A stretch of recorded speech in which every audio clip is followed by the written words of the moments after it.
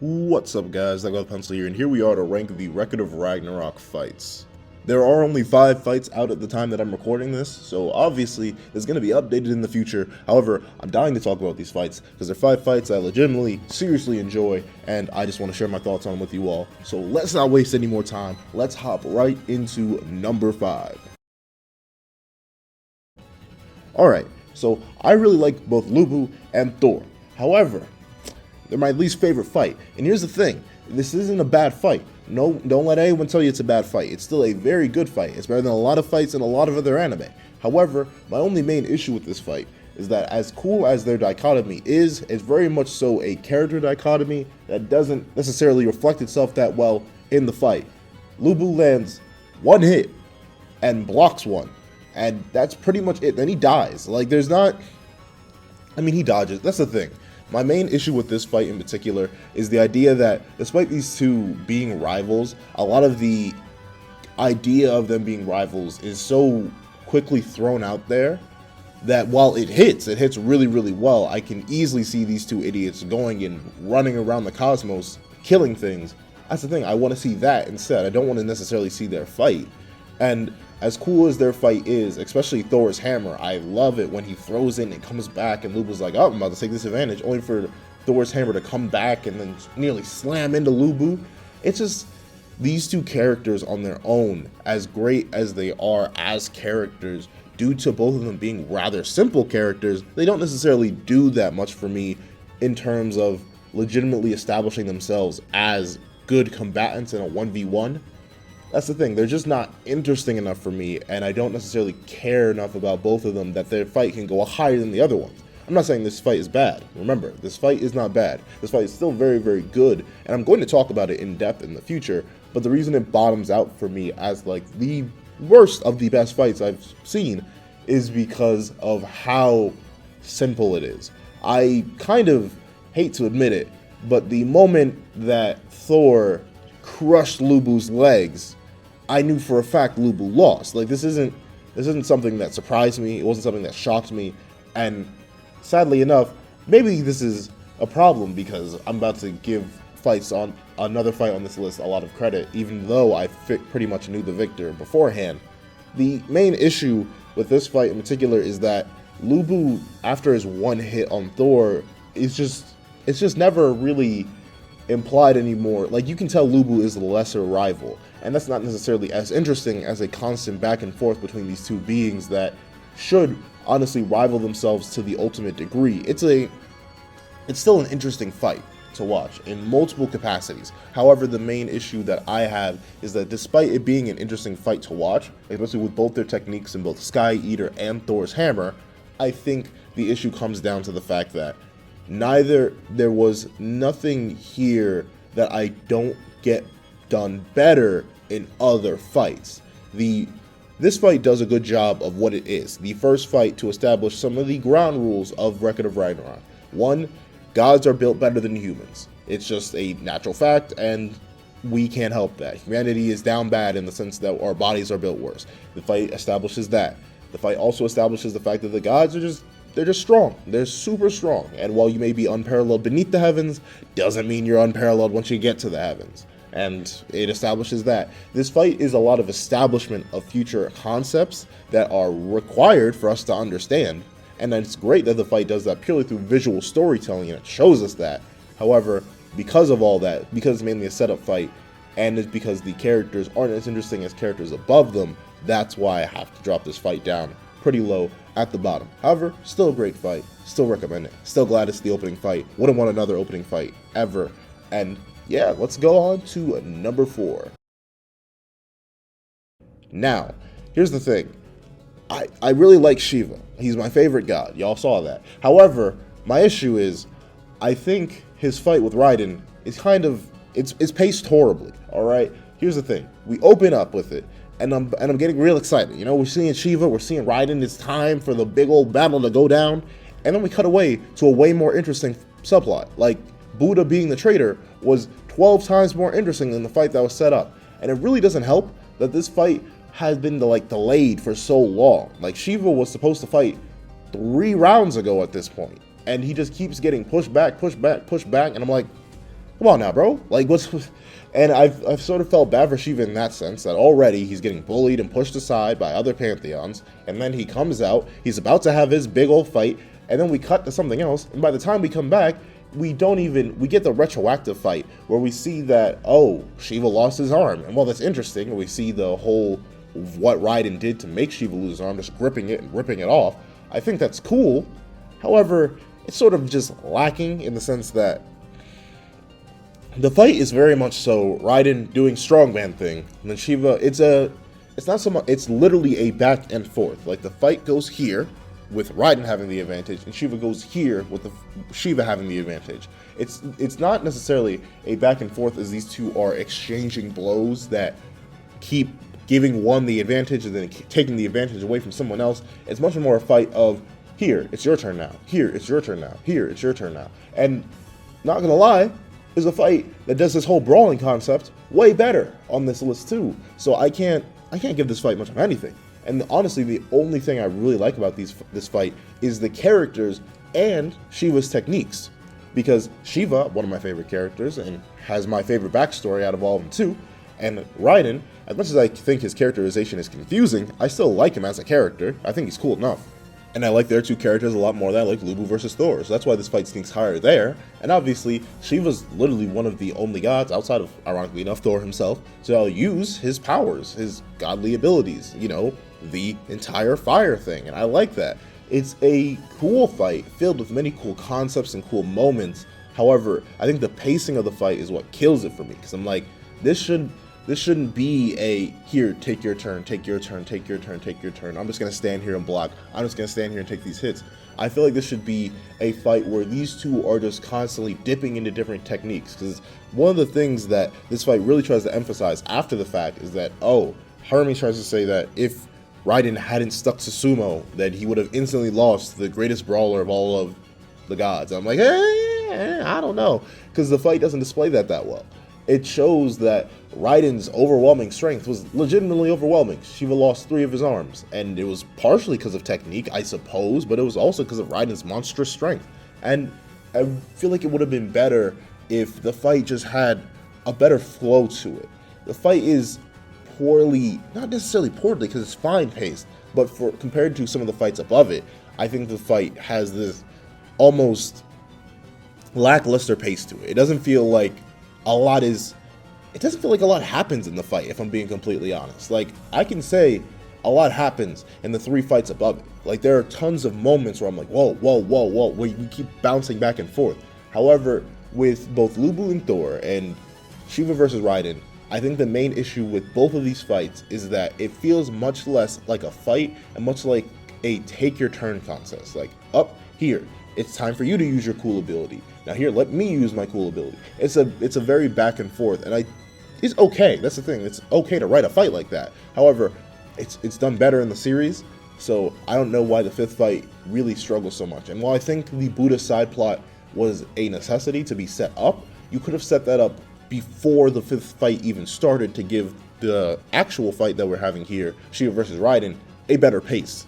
So I think Shiva vs. Raiden has a bunch of issues. Also, I'm going to talk about that in the future. However, that's enough of that. Let's move on to number 3. All right. I need all you Jack fans, I need all you Hercules fans to calm down. I know it's at number 3. And I think it's a fantastic fight. However, please don't, it's not my second favorite. It's not my first favorite. Please. Now, hold on. Let me explain myself. All right. Jack, super interesting character. Great fighting style. All this. Hercules, boring. Like, I don't like him. And the thing is, I don't like him mainly for the fact that he's unbelievably stubborn. Like, the fight, as cool as it is to see Jack pull off all these amazing tricks and tactics, throwing the London Big Ben's clock face and slicing off Hercules' arms, the constant fake outs from the scissors being the Voloon, to the bag being the Voloon, to the gloves being the Voloon, to Jack killing Hercules at the end with his blood on his hands. All the cool moments in this fight is backpacked purely by Jack.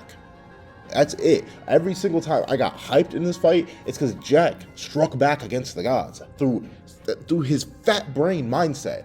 However, Hercules, he was just dumb. Like, the thing is, I'm fine with people being stalwart in their tactics to a degree. If the tactics work, then I'm like, oh yeah, there's literally no reason to flip it up. However, Hercules just stayed stupid, one track, I'm big strong man, and there's nothing you little tiny human man can do to me because I'm God now.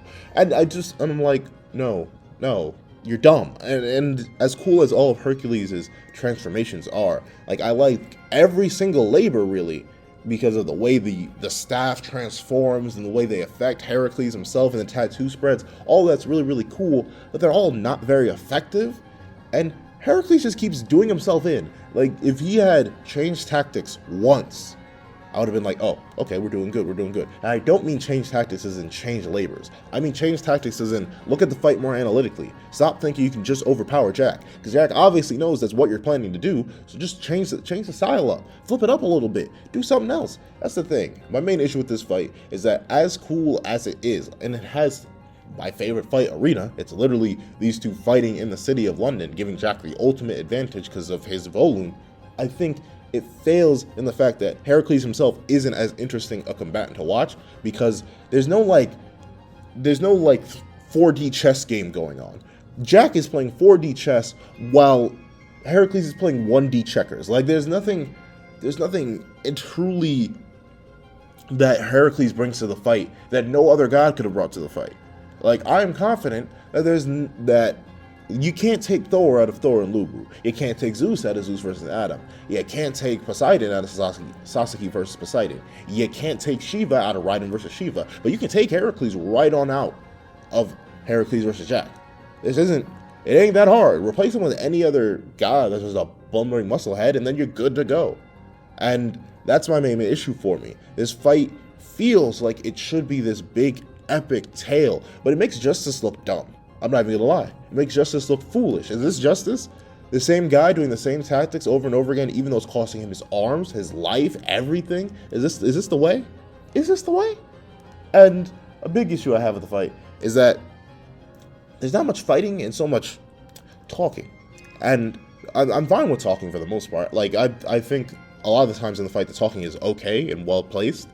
But there are times where I'm just like, bro, just like attack each other, like kill him. And while the fight ending is one of my favorites, seeing Jack flip back and forth between not ancient London, but his London and the current time, and he's swinging and dancing, he gets his hat, all of that is beautiful. However, it's like I said, the main issue is that this fight is carried, backpacked, trolleyed by Jack.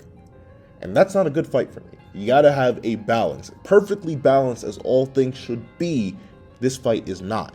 However, it's still absolutely fantastic, and once again, it's my third favorite fight for a good reason. And it beats out the two fights below it by like a good margin. Because as much as I don't like Hercules, because I think he's boring, he serves his purpose in the fight really, really well as a wall to overcome. It's Batman versus Superman, but like better than the movie. But I don't know. I just wish there was more in this fight. That's my main issue. If there could be a little bit more meat to this fight on the side of Hercules, then I feel like this would instantly shoot up. However, fight's over, so we're likely not getting that. And that's kind of sad, because I actually really, really wanted to see more of this fight as an actual fight where Hercules is, thinking instead of just, ooh, big, strong meathead gonna win. I don't know. But moving on to number 2. All right, here's the thing. I know what y'all thinking. Hey, yo, Pencil, what is this fight doing this high? It's just boring, bro. I mean, that's the hot takes I've heard for it. But I think Poseidon versus Sasuke slaps harder than a freight train. And here's why. Not a freight train. Slaps harder than an airplane. Because the reason this fight is so good to me is because both of these characters are fantastic. Both of these characters mirror each other so gosh darn well. Both of these characters have interesting fighting styles. Both of these characters have the most dynamic, honestly, the second most dynamic fight in the entire series. And you may be like, wait, but what about Jack versus Hercules? That, like I said before, in that own little section, I think Jack versus Hercules works in the sense that while it's dynamic on Jack's end, in the fact that he's working in the city of London, it isn't dynamic in the sense that both are forcing each other to do more. And that's what I like about this fight so much. While every single fight beneath it, except for Jack versus Hercules, that's mainly just Jack driving that entire fight. Literally, he's in the driver's seat from the start, the moment he picked London, all the way to the end, as Loki says himself, planned out the entire thing. This fight is literally both of them just going back and forth. This is Poseidon and Sasuke, two people who have completely different backgrounds, mindsets, ideologies, coming together to fight only because they were made to, and they literally just keep bringing things out of each other. The way it opens up with both of these just beings sitting there staring at each other, and like, hi, one of us is gonna want to smoke, and sure ain't gonna be me. Like, both of them are standing there, and you can just see Sasuke worried. Like, sure, he brings out his blade. It's honestly the swaggiest intro to any of the fights, where Sasuke literally, all the water is rumbling around after Poseidon brought it up, and he walked in, spread the seas. So Poseidon has this cool intro, and Sasuke just levels his blade, and the water stills. And I was like, whew, it's fire. But then we see Sasuke sweating. He's looking at Poseidon. He's doing all this stuff, and you're wondering why, what's going on? And then you see it's because Sasuke has read Poseidon like a book so much already, despite having fought him at all, not having fought him at all. And you can just see that Sasuke has died multiple times already. Except it's all in his head. He's thinking ahead. And it leads to this really cool fight dynamic where it's literally Poseidon trying to figure out what Sasuke has seen and if he can outdo it. Because every single time Sasuke strikes back, when he lands that first cut on Poseidon's hair, you see Poseidon be like, all right, I'll bring out a little bit more power. And then he does it, and then Sasuke reads it, and then he goes back. It's a flowing back, and it's like a constant river, and that's what I like in a fight. I like when two characters, whether they be close to power or close to skill or something, I like when they flow in and out of each other. Sasuke flows into Poseidon, who flows back, and it's just a constant back and forth where Sasuke is forced to constantly adapt to what Poseidon has, to his power that lies within his depths. Because literally, the entire fight, as the fight points out, is Sasuke just diving into the ocean that is Poseidon. Because Poseidon knows the limits of his power, he knows exactly what he's doing, and he understands humanity. However, he knows that this human in front of him sure doesn't understand the gods. So he's literally just going in and trying to figure it out and see, like, what are your limits, human? Like, as much as I don't like that Poseidon didn't use his water powers, I understand why he didn't. Because he's so arrogant. And I think that works. I think the characterization of Poseidon works really, really well because he is able to carry that arrogance and prove it. Like, literally, Sasuke was losing. There was no doubt in my mind, because the moment Poseidon started to go too fast for Sasuke to read, like, literally, Sasuke quite literally says, like, I know this was coming, but it doesn't matter that I know because it's too slow to react. Like, all the moments in this fight are so numerous. Like, the big moments in lesser fights are like Lubu and Thor's clash, then you have Shiva and Raiden's clash, and then you have Shiva getting his arms ripped off, and then you also have the things in Jack vs. Hercules, like the volume tricks and the Big Ben hand and the final attack where Jack spears Hercules. However, this fight has moments from the intro fights to both of their backstories are just metal. And here's the thing. Poseidon's backstory is metal in the sense that he killed his own brother and now there are 12 Olympian gods. That's just metal in the general sense. But Sasuke's backstory is so metal because he is literally what he uses to defeat Poseidon. The reason I like this backstory so much compared to the other backstories is because it ties so well into the fight, because all the people Sasuke fought in his life are the only reason that he beat Poseidon, because he used every single one of their styles to overcome the gods. Sasuke alone was not strong enough to defeat Poseidon, but it was with all the weight of all the people in the world, all the swordsmen he had fought on his back, that climbed together, that forged together, that allowed him to beat Poseidon. From the very person that killed Sasuke, all let him do it. And I think the fight's just super solid for that. That's it. I think it's beautiful that Sasuke won. I think everything's great. And there's really nothing I can do to fix the fight. I'm definitely going to talk about this fight in the future more in depth and less like haphazardly, because this has honestly just been me rambling about how great I think the fight is. And I can't help it. I just enjoy it. But let's move on to number one.